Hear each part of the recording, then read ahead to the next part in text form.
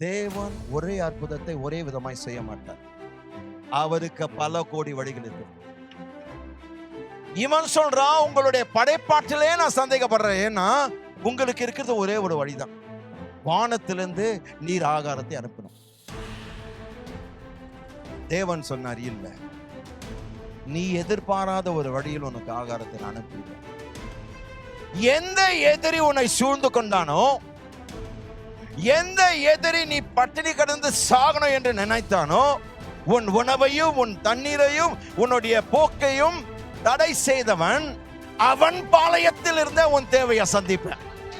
என்னுடைய படைப்பாற்றலை நீ சந்தேகப்படாத. ஏன்னா நீ நினைத்து பார்க்காத, எதிர்பாராத, உன் கற்பனையில் தோன்றாத பல கோடி வழிகள் எனக்கு உண்டு. தேவனுடைய படைப்பாற்றல் ஒரு காலமும் சந்தேகப்படாதீங்க.